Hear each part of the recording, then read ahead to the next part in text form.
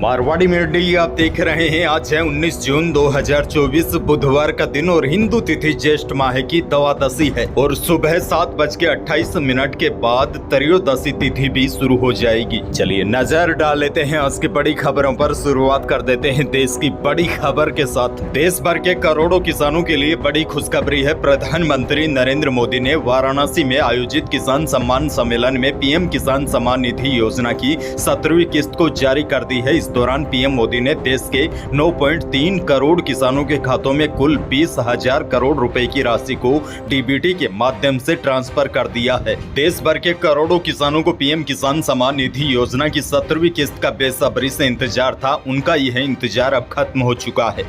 17वीं किस्त जारी करने के बाद पीएम मोदी शाम 7 बजे दशाश्वमेध घाट पहुंचे। यहां पर पीएम मोदी गंगा आरती में शामिल हुए। वहीं पीएम ने 27 मिनट तक भाषण दिया। मोदी का फोकस किसान, महिला, विकास और काशी पर रहा। उन्होंने विपक्ष और राजनीति की बात नहीं की। आगे बढ़ जाते हैं राजस्थान से बड़ी खबर। लोकसभा चुनाव के परिणामों के बाद से ही राज्य की राजनीति में बड़ी हलचलें शुरू हो गई है। एक और सोमवार 17 जून को सीएम भजनलाल शर्मा ने प्रधानमंत्री मोदी और राष्ट्रीय अध्यक्ष जेपी नड्डा से बात की। वहीं केंद्रीय गृह मंत्री अमित शाह ने कोटा से लोकसभा सांसद ओम बिरला से मिले और चर्चा है कि राजस्थान बीजेपी में अब बड़ा बदलाव होगा। इन मुलाकातों से कयास लगाए जा रहे हैं कि राजस्थान के पार्टी संगठन में बड़े बदलाव हो सकते हैं। माना जा रहा है आने वाले दिनों में बीजेपी प्रदेश अध्यक्ष सीपी जोशी और राजेंद्र राठौड़ जैसे नेताओं पर गाज गिर सकती है। आगे बढ़ जाते हैं बड़ी खबर। भजनलाल सरकार पेंशन व बेरोजगार भत्ते जैसी योजनाओं में संशोधन या फिर नए सिरे से लागू कर सकती है।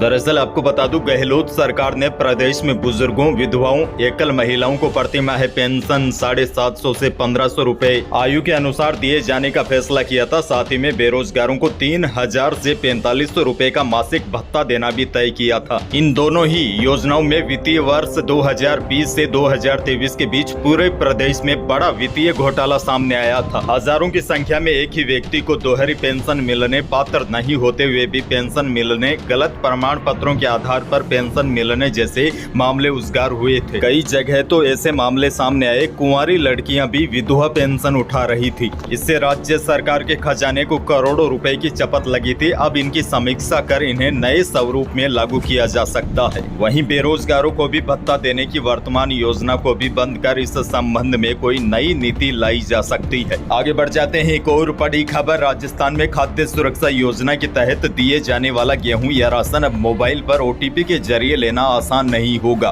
खाद्य एवं नागरिक आपूर्ति विभाग इस पर कंट्रोलिंग करते हुए हर राशन डीलर को एक दिन में अधिकतम 3 ही ट्रांजैक्शन करने की लिमिट निर्धारित कर दी है और हर एक ट्रांजैक्शन पर के बीच करीब 30 मिनट या उससे ज्यादा का अंतर होना चाहिए। विभाग की ओर से जारी आदेशों के मुताबिक विभाग को कुछ समय से लगातार शिकायतें मिल रही थी कि जन आधार या आधार कार्ड से रजिस्टर्ड मोबाइल नंबर या ओटीपी के जरिए राशन वितरण में गड़बड़ी हो रही है। कुछ राशन डीलर एनएफएसए में रजिस्टर्ड व्यक्ति नियमित गेहूं नहीं लेते हैं। उन लाभार्थियों से उनके फोन पर आए ओटीपी को पूछकर राशन डीलर गेहूं का स्टॉक उठा लेते हैं और फिर उसे बाजार में बेच देते थे। इसी को देखते हुए विभाग ने अब ओटीपी के जरिए राशन की प्रक्रिया को सीमित करने और अधिकतम एक दिन में 3 ही लाभार्थियों को ओटीपी के जरिए राशन देने का निर्णय किया है। हालांकि इस फैसले से उन लोगों के लिए परेशानी खड़ी हो सकती है जिनका अंगूठा वगैरह नहीं आता है। हालांकि एक दिन में 3 लाभार्थियों को ओटीपी के जरिए राशन दिया जा सकता है। आगे बढ़ जाते हैं बेरोजगारों के लिए बड़ी खुशखबरी। राजस्थान में 1963 पदों पर पटवारियों की सीधी भर्ती होगी। इनमें 1680 पद नॉन टीएसपी यानी कि गैर अनुसूचित क्षेत्र तथा 283 टीएसपी एरिया यानी कि अनुसूचित क्षेत्र के लिए रिजर्व है। भर्ती राजस्थान कर्मचारी चयन बोर्ड करेगा। सरकार प्रशासनिक एवं वित्तीय स्वीकृति भी दे चुकी है। भर्ती में ईडब्ल्यूएस कोटा 10%, एससी 16%, एसटी 12% और ओबीसी 21%, एमबीसी का कोटा 5% होगा। सर्वाधिक 74 पद भीलवाड़ा तथा 73 पद केकड़ी के लिए है। पटवारी भर्ती की घोषणा सरकार ने बजट के दौरान की थी। आगे बढ़ जाते जाते हैं एक और बड़ी खबर। अन्नपूर्णा रसोई योजना के तहत अब एक व्यक्ति को एक ही थाली मिलेगी। अब तक एक व्यक्ति एक समय में 2 थाली ले सकता था। नए आदेशों के मुताबिक वर्तमान में एक थाली में 600 ग्राम भोजन उपलब्ध होता है। यह एक व्यक्ति के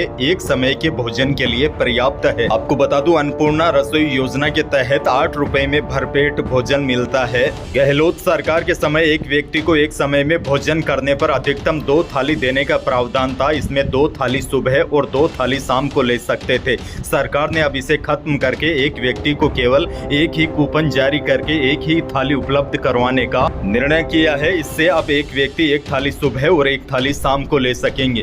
एक और बड़ी खबर, नागौर लोकसभा क्षेत्र से नवनिर्वाचित सांसद हनुमान बेनीवाल ने खींवसर विधानसभा क्षेत्र से विधायक पद से इस्तीफा दे दिया है। बेनीवाल ने राजस्थान विधानसभा पहुंचकर विधानसभा अध्यक्ष वासुदेव देवनानी को इस्तीफा सौंपा। अब वह एक बार फिर सांसद बन गए हैं तो विधायक पद से इस्तीफा देना पड़ा। बेनीवाल के विधानसभा सदस्यता से इस्तीफा देने के बाद खींवसर सीट खाली हो गई है। प्रदेश में अगले महीने खींवसर सहित 5 सीटों पर उपचुनाव होंगे। आगे बढ़ जाते हैं बड़ी खबर। पूर्ववर्ती कांग्रेस सरकार की महत्वाकांक्षी चिरंजीवी स्वास्थ्य बीमा योजना को निजी अस्पतालों ने इस सदी की सबसे अव्यवहारिक और अलोकतांत्रिक और असफल योजना करार दिया है। दरअसल सीएमओ में आयोजित हुई प्री बजट बैठक में राजस्थान डॉक्टर्स एसोसिएशन की ओर से मुख्यमंत्री भजनलाल शर्मा को यह बातें कही गई। आगे बढ़ जाते हैं जयपुर से बड़ी खबर। मानसरोवर इलाके में कम से कम 2 किलोमीटर एरिया में जयपुर विकास प्राधिकरण 200 से ज्यादा घर, दुकान,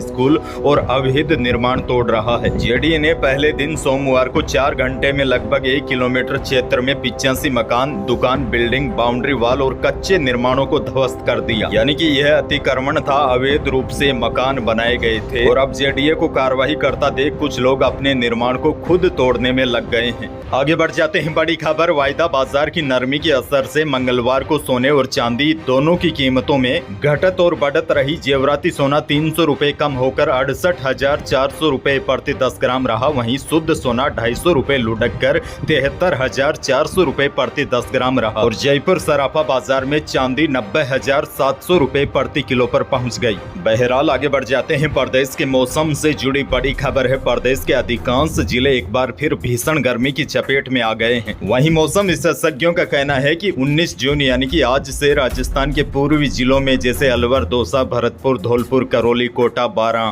यहाँ पर अब प्री मानसून की बारिश का दौर फिर तेज होगा, क्योंकि हवा का पैटर्न बदलने से अब पूर्वी हवा पश्चिम की तरफ आनी शुरू हो गई है। वहीं बड़ी खबर यह भी है, आज गंगानगर, बीकानेर, हनुमानगढ़, चूरू, झुंझुनू, अलवर, दौसा, भरतपुर, धौलपुर, करौली, कोटा, यहाँ पर भी हो सकता है दोपहर के बाद धूल भरी आंधी चले और कहीं कहीं पर मेघ गर्जना के साथ हल्की बारिश या बूंदाबांदी हो। हालांकि जैसे मैंने आपको कल बताया, यह पश्चिमी विक्षोभ काफी कमजोर है। इसकी वजह से उत्तरी पश्चिमी राजस्थान में ज्यादा बारिश की संभावना तो नहीं है। फिर भी बीकानेर, श्री गंगानगर, चूरू, यहाँ पर दोपहर के बाद आज और कल बादल वगैरह छा सकते हैं, आंधी चल सकती है और कुछ स्थानों पर बारिश की संभावना भी बन सकती है। तो यही थी प्रदेश और देश की आज की बड़ी और महत्वपूर्ण खबरें। वीडियो को लाइक करना बिल्कुल न भूलिए और चैनल पर नए हैं तो सब्सक्राइब जरूर कीजिए ताकि आप अपडेट रहे बड़ी और काम की खबरों से। धन्यवाद।